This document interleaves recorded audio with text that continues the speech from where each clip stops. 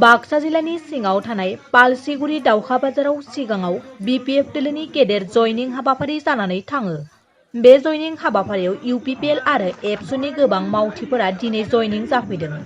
बे समाव बिटिसिनि बारग' चिफ हाग्रामा महिलारि बिथाङा बाहागो लाफैयो।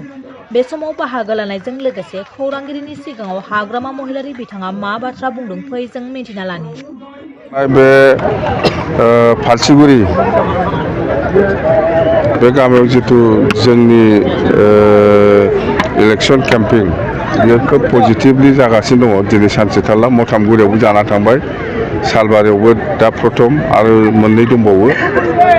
मथथे टटेल माबाया बिपिएफनि रिजाल्टआ मोजांखौनो आं बुंगोन, बेलेग खोथा जेबो गैया। प्रमदाथ' एबाराव गैखाला, जोबखाबायबा रिजाल्टनि उनावनो जोबखाबाय इउपिपिएल पार्टि आरो थानाय नंला। सार, इउपिपिएलनिफ्राय प्रमद बर'आ बुंबाय थादों जे गावसोरखौ देरहागोन होननानै, बे समाव सारा मा बुंगोन? प्रमद बर'आ देरहाया, इउपिपिएलआबो देरहाया, ओरैनो मिसा खोथा बुंनानै लाब गैया। बिसोरो बिसोरनि मिथिङाव मानसियानो जाला, भारा लानानैसो थाङो बिसोरो।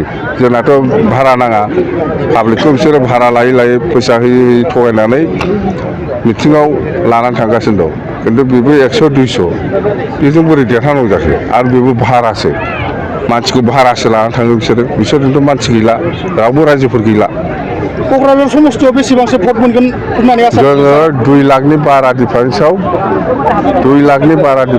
जोङो बिपिएफ हान्जाया देरहागोन। प्रमद बर'आ मोनोबा 50-60 हाजारसो भट मोननो हागौ।